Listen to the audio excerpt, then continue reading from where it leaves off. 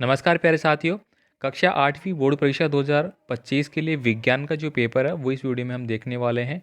और इस बार आपकी परीक्षा में ऐसा ही पेपर है वो 100% आने वाला है। यहाँ पे मैं आपको सभी प्रश्नों का विद आंसर है वो पूरा पेपर सोल्व कराने वाला हूँ। और इन प्रश्नों की पीडीएफ फाइलें अगर साथियों आपको चाहिए तो पीडीएफ फाइलें भी आपको मिल जाएगी। साथ ही साथ नोट्स फाइल भी आपको मिल जाएगी।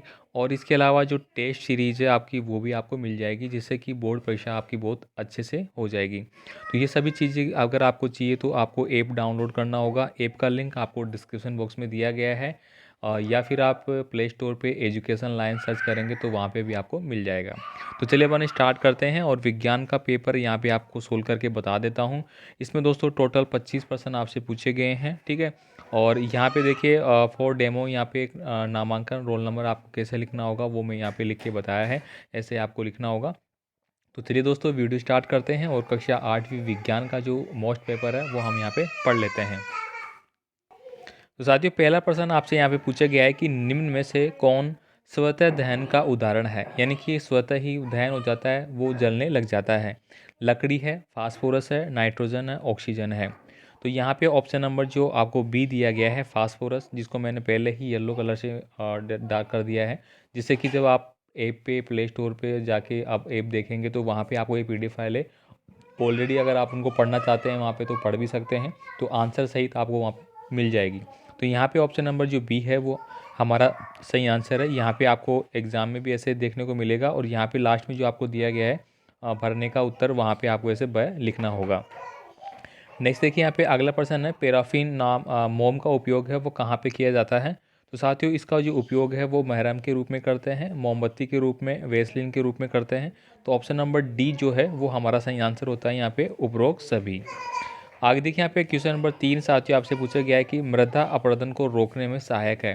तो मृदा अपरदन जो है यानी कि मिट्टी का जो कटाव है, अपन उसको समझ सकते हैं कि जो मिट्टी है जो बारिश में कट के एक जगह से दूसरी जगह चली जाती है, तो उसको हमें रोकना है। तो उसको रोकने में सहायता कौन करते हैं, तो ये कार्य करता है वृक्ष।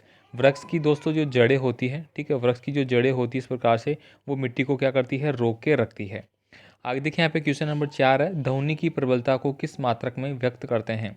तो साथियों जो ध्वनि की मात्रता है, जो ध्वनि होती है जो अपन सुनते हैं, उसकी जो मात्रता है, जो प्रबलता है, उसको हम डेसिबल में मापते हैं।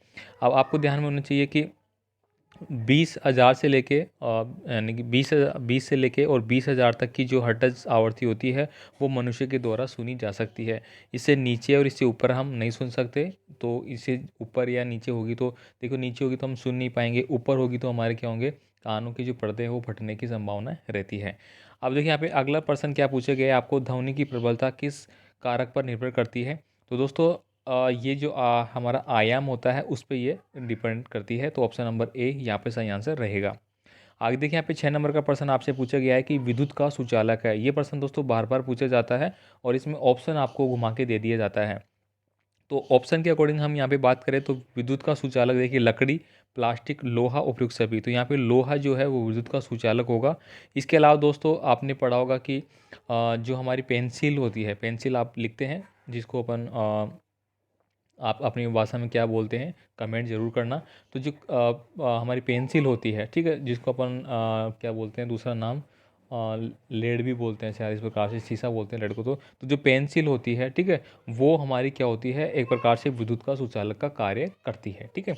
अब देखिए यहाँ पे अगला जो प्रश्न है वो पूछा गया है कि वायु विद्युत की है, जो वायु है वो विद्युत की क्या है, हीन चालक है। यानी कि वायु विद्युत में क्या करती है, हीन प्रकार का चालक करती है। यानी कि सुचालक नहीं है, कुचालक भी नहीं है, हीन चालक है। मतलब हम कह सकते हैं कि मान लीजिए कि इस प्रकार से कोई वायर है और यहाँ पे भी कोई वायर है बिजली के, तो यहाँ पे बीच में जो एयर होगी वो इस वायर से आयनाइज हो सकती है, क्योंकि इसके इलेक्ट्रॉन इसके आसपास में रहेंगे, तो ये एयर आयनाइज हो जाएगी। तो ये हीन है, मतलब बहुत कम संभावना ऐसे बनती है, ठीक है, इसलिए इसको हीन चालक कहा गया है। आगे देखिए यहाँ पे अगला है, पृथ्वी की मध्य भाग को कहते हैं। तो साथियों पृथ्वी के मध्य जो भाग है उसको आंतरिक कोण बोला जाता है। तो ऑप्शन नंबर क्या हो जाएगा, यहाँ पे डी हो जाएगा, आंतरिक कोण। अब देखिए यहाँ पे अति लघुतात्मक प्रश्न आपसे पूछे गए हैं, जिनके आंसर यहाँ पे मैंने ऑलरेडी लिख दिए हैं स्क्रीनशॉट के माध्यम से, ताकि आपको पढ़ने में आसानी रहेगी। देखिए यहाँ से पूछा गया है और ये प्रश्न बार बार पूछा जाता है कि खरपतवार नाशी क्या होते हैं और इनसे इनका उपयोग और लाभ जो है वो किस प्रकार से होता है, और साथ ही साथ खरपतवार क्या है ये भी आपको पढ़ना है। तो ये सारे मैं आपको करा दूंगा एक एक करके। तो देखिए यहाँ पे बोला गया है कि खरपतवार नियंत्रण के लिए जिन रसायनों का उपयोग किया जाता है उन्हें खरपतवारनाशी कहते हैं। जैसे कि 2D, इसको अपन ऐसे लिख सकते हैं 2D और 4D, ठीक है। खेतों में इनका उपयोग छिड़काव करने और खरपतवार जो पौधे होते हैं मर जाते हैं, परंतु फसल को कोई हानि नहीं होती है। यानी कि खरपतवारनाशी वो चीज़ होती है जो कि फसल को नुकसान नहीं पहुंचता है, लेकिन जो एक्स्ट्रा अनावश्यक रूप से जो पौधे उग जाते हैं उनको नष्ट कर देती है, जिससे कि फसल हमारी सही से विकास होता है फसल का, और किसान की जो फसल है वो ज़्यादा होती है, ठीक है। ये अपन कह सकते हैं। आगे देखिए यहाँ पे अगला जो प्रश्न पूछा गया है वो पूछा गया है आपको कि विषाणु और वायरस का जो चित्र है वो आपको बताना होगा किस प्रकार का होता है। तो यहाँ पे देखिए विषाणु वायरस का जो चित्र है वो बना के यहाँ पे दिखाया गया है आपको। तो आप इसी प्रकार से एग्जाम में आपको वायरस का चित्र है वो बनाना है। नेक्स्ट देखिए अगला जो प्रश्न आपसे पूछा गया है कि कोयले के प्रक्रमण से प्राप्त किन्हीं दो उत्पादों के नाम एक एक करके आपको लिखना है, और साथ ही उनके उपयोग भी आपको बताने हैं। तो पहला नाम यहाँ पे लिखा गया है कोक। अब इसका उपयोग जो है इस्पात के औद्योगिक निर्माण में उपयोग किया जाता है। कोक का उपयोग जो इस्पात उद्योग होता है, स्टील उद्योग अपन इसको बोल सकते हैं, इस्पात को स्टील उद्योग वहाँ पे है वो इसका निर्माण है, उनमें इसका उपयोग है वो किया जाता है। दूसरा यहाँ पे लिखा गया है कोलतार। तो देखिए संश्लेषित रंग निर्मित में कोलाइट का उपयोग है वो यहाँ पे किया जाता है, या फिर सॉरी कोलतार का उपयोग जो है, कोलतार का उपयोग वो यहाँ पे किया जाता है। किसके उपयोग में? संश्लेषित रंग के रूप में किया जाता है।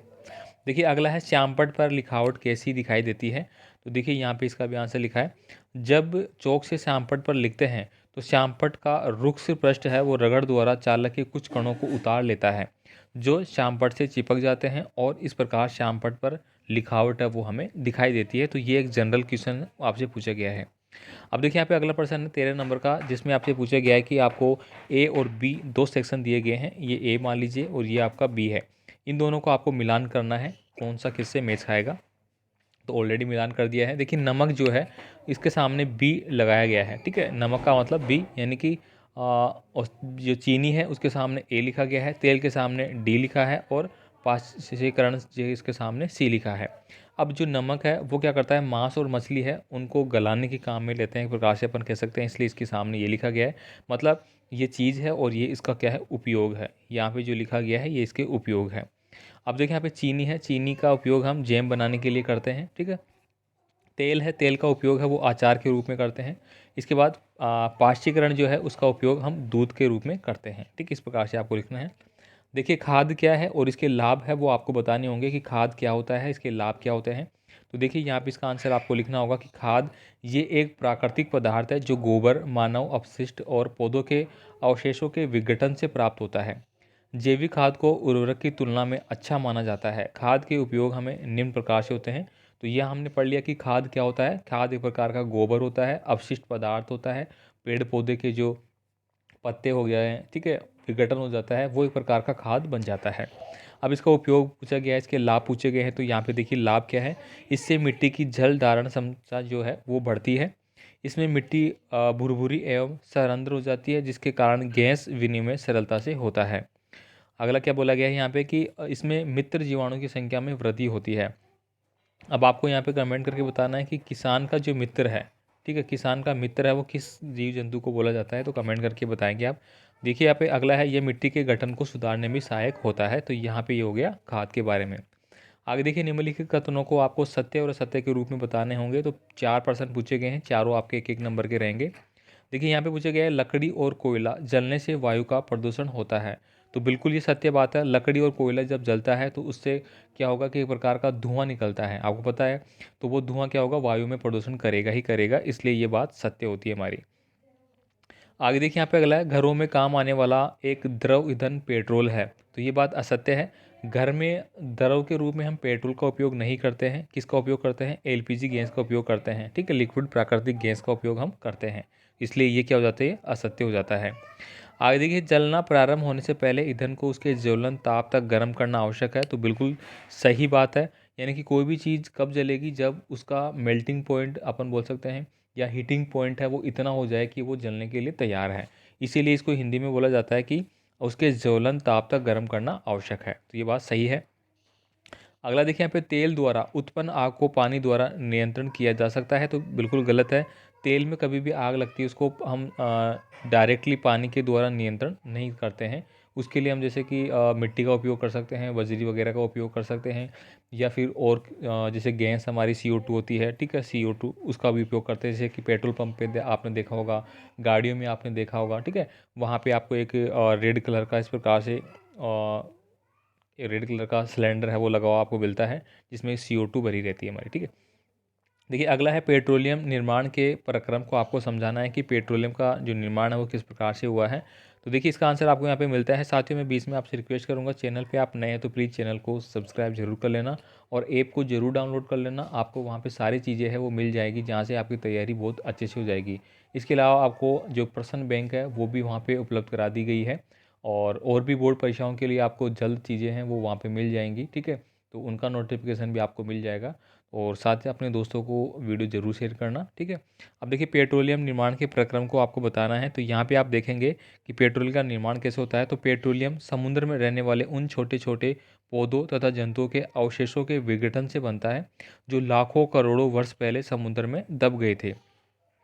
समुद्र में रहने वाले छोटे छोटे जीव मरने के पश्चात डूबकर समुद्र की तली पर पहुंच जाते हैं और धीरे धीरे रेत तथा मिट्टी से ढक जाते हैं। समुद्र में गहरे दबे हुए ये जीव अवशेष दाब तथा ताप के प्रभाव से बैक्टीरिया की उत्प्रेरक क्रिया के कारण धीरे धीरे हाइड्रोकार्बन में परिवर्तित हो जाते हैं, जिसे हम पेट्रोलियम कहते हैं। जीव अवशेषों का जो पेट्रोलियम में परिवर्तन है ऑक्सीजन या वायु की अनुपस्थिति में होता है, और इसमें लाखों वर्षों का समय भी लगता है। तो इस प्रकार से पेट्रोल का निर्माण होता है।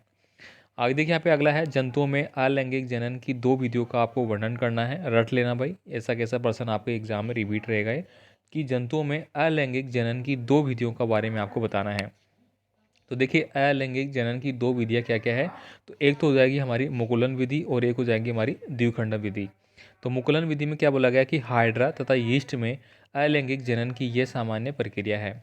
इस विधि में शरीर पर एक बल्ब की तरह की संरचना बनती है, जिसमें मुकुल कहते हैं, और मुकुल पैतृक जीव से अलग होकर वृद्धि करता है और पूर्ण विकसित जीव बन जाता है। दूसरा दिया गया है आपको द्विखंडन। जनक जीव खंडित होकर 2 नए जीवों की जन्म देता है। अमीबा में जनन द्विखंडन द्वारा होता है, और जब अमीबा कोशिका अपनी वृद्धि के अधिकतम आकार में पहुंचती है तो पहले अमीबा का केंद्रक लंबा हो जाता है और 2 भागों में विभाजित हो जाता है। इसके पश्चात अमीबा का कोशिका द्रव जो है वो 2 भागों में विभाजित होता है। इस प्रकार 2 संतति अमीबा बनते हैं। तो ये हम बता सकते हैं कि अलैंगिक जनन की 2 विधियाँ आपको यहाँ पे हो गई है। आगे देखिए यहाँ पे रिक्त स्थान वाले प्रश्न आपसे पूछे जाएंगे। अब रिक्त स्थान वाले जो प्रश्न रहेंगे वो ऑलरेडी आपको यहाँ पे कुछ वर्ड दिए जाएंगे, उन्हीं में से आपको पढ़ना होगा। जैसा कि यहाँ पे देखिए संकटापन स्पीशीज वे हैं जो कि होने के कगार पे है। तो खालिस्तान में क्या है, विलुप्त। तो यहाँ पे देखिए ये विलुप्त यहाँ पे बोला गया है, तो ये विलुप्त आपने यहाँ पे लिख लिया है। देखिए अगला है कि किस में संकटापन स्पीशीज का रिकॉर्ड रखा जाता है। तो रेड डाटा जो पुस्तक है उसमें रखा जाता है। तो खालिस्तान में हमने क्या भरा, रेड डाटा पुस्तक यहाँ से भर लिया है। अगला देखिए जैव विविधता के संरक्षण के उद्देश्य से कौन से क्षेत्र बनाए गए हैं। तो जैव मंडल आरक्षित क्षेत्र है वो बनाए गए हैं। तो जैव मंडल आरक्षित क्षेत्र ये हमारा आंसर हो जाता है। अगला देखिए प्रकाश संश्लेषण की क्रिया में पौधों को भोजन बनाने के लिए कौन सी गैस की आवश्यकता होती है। तो कार्बन डाइऑक्साइड की होती है। तो यहाँ पे कार्बन डाइऑक्साइड हमने भर लिया है, ठीक है। इनको आप यहाँ पे भी लिख सकते हैं एक एक करके, ठीक है, या फिर मैंने वहाँ पे बता दिया। आगे देखिए प्रयोग द्वारा समझाए कि द्रव बर्तन की दीवारों पर समान गहराई पर समान दाब डालता है, और आवश्यक चित्र भी आपको बनाना है, ठीक है। तो देखिए यहाँ पे सबसे पहले तो आपको इसका आंसर यहाँ पे मिल जाता है कि द्रव की दीवारों पर समान गहराई पर समान दाब डालता है। इसे हम निम्न प्रयोग द्वारा समझ सकते हैं। तो यहाँ पे आपको प्रयोग बता दिया, आंसर आपको बता दिया कि हम एक बेलनाकार बर्तन लेंगे। बर्तन ऐसा हो जिसमें सरलता से सुराख किए जा सके, अतः प्लास्टिक की खाली बोतल अधिक उपयुक्त होगी। अब हम बोतल में इसके पेंदे के पास समान ऊंचाई पर चारों दिशाओं में 4 सुराख करेंगे। यह ध्यान देना आवश्यक है कि सभी सुराख पेंदे से एक समान ऊंचाई पर हो। अब बोतल को पानी से भरेंगे। हम देखते हैं कि बोतल के चारों सुराखों से निकलने वाला पानी बोतल से बराबर की दूरी पर गिरता है। इससे स्पष्ट होता है कि द्रव बर्तन की दीवारों पर समान गहराई पर समान दाब डालता है। इसका एग्जाम्पल के लिए देखिए ये यहाँ पे बता दिया गया है। यहाँ पे आप देख पा रहे होंगे एक छिद्र यहाँ पे है, एक छिद्र यहाँ पे, एक उधर है और एक उस साइड में है। जब इसको पानी से भरा जाता है तो इनसे जो निकलने वाला पानी है वो समान दूरी पे जाके गिर रहा है। इसका मतलब उसके ऊपर जो प्रेशर है, उसके ऊपर जो दबाव बन रहा है, ठीक है, वो क्या हो रहा है, हमारा जो दबाव है वो समान रूप से कार्य कर रहा है। ठीक है, आगे देखिए यहाँ पे अगला है घर्षण कम करने के 4 उपाय बताने हैं। 20 नंबर का जो प्रश्न है, तो देखिए घर्षण को निम्न तरीकों से हम कम कर सकते हैं। तो यहाँ पे ये बड़ा सारा प्रश्न है, तो आप इसको पढ़ लेना भाई। ठीक है, और आगे देखिए यहाँ पे अगला प्रश्न है, निम्नलिखित की व्याख्या आपको करनी है। एक आपको दिया गया है कि आलू की चालकता का परीक्षण कैसे करेंगे, और गलित सोडियम क्लोराइड जो है वो विद्युत का चालन क्यों करता है, ये दोनों आपको समझाने हैं। तो यहाँ पे देखिए इसका आंसर मिलता है, एक मिनट।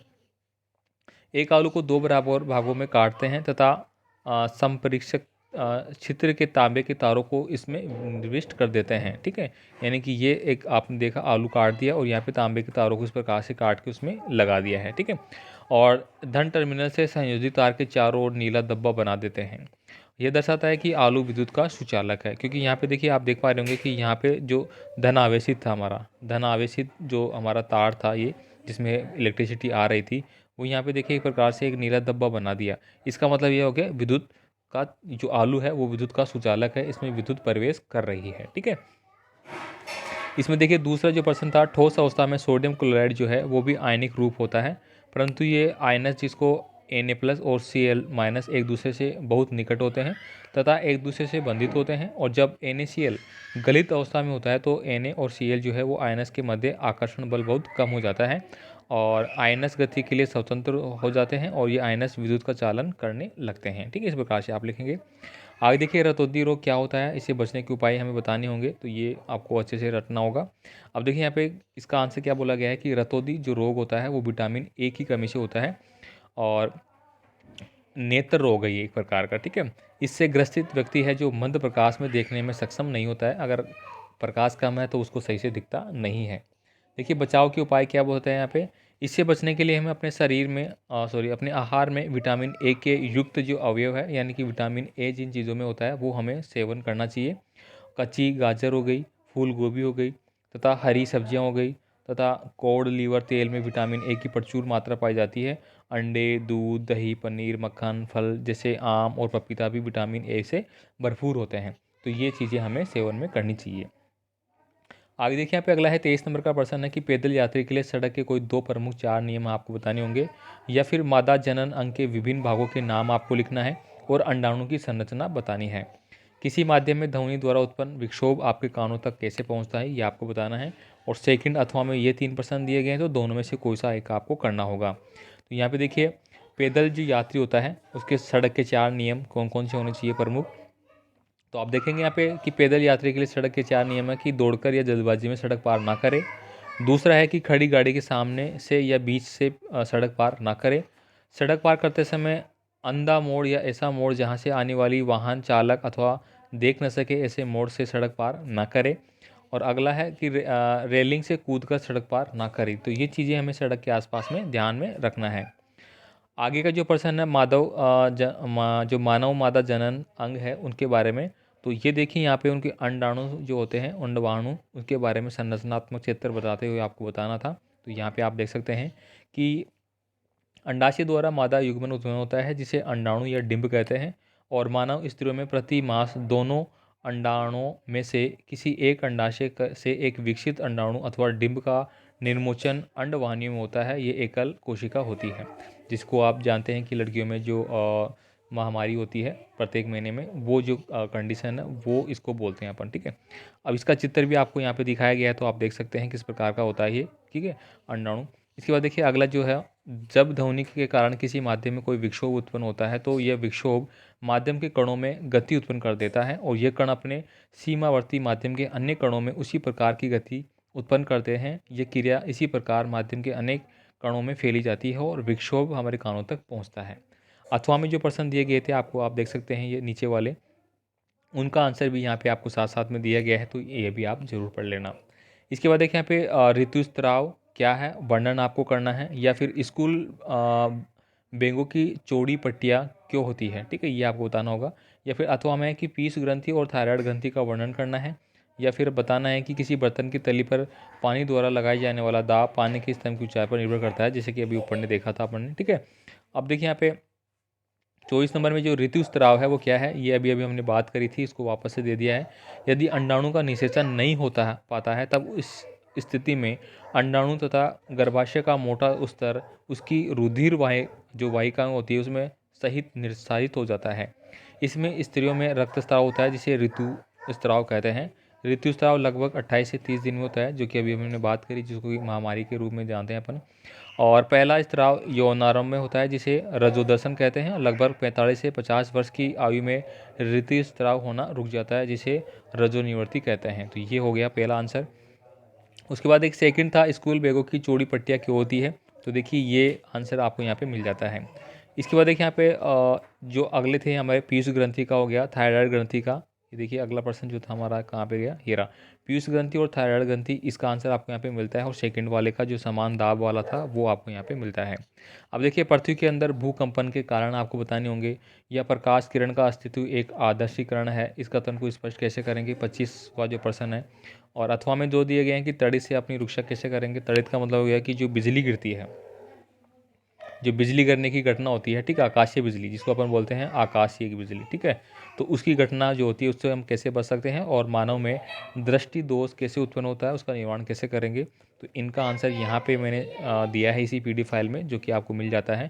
तो यहाँ से आप इसको पढ़ पाएंगे कि भूकंप का कारण क्या होता है, अथवा में तड़ी से आप अपनी रक्षा कैसे करेंगे, ये यहाँ पे आपको मिलता है, ठीक है। और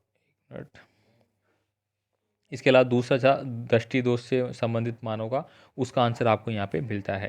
तो ये कक्षा 8वीं के लिए विज्ञान का जो पेपर था पूरा सॉल्यूशन के साथ यहाँ पे मैंने बता दिया है। ऐसे ही मैं आपको सारे मोस्ट जो आपके इंपॉर्टेंट पेपर है वो मैं आपको सॉल्यूशन के साथ करा दूंगा, जिससे कि आपकी बोर्ड परीक्षा की तैयारी अच्छी हो जाएगी। तो आपका जो भी कमेंट है आप हमें कमेंट कर सकते हैं, और ऐप ज़रूर डाउनलोड कर लेना। और भी कोई बात होगी तो मैं आपको नेक्स्ट वीडियो में ज़रूर बताऊँगा। मिलते हैं अगली वीडियो में। धन्यवाद।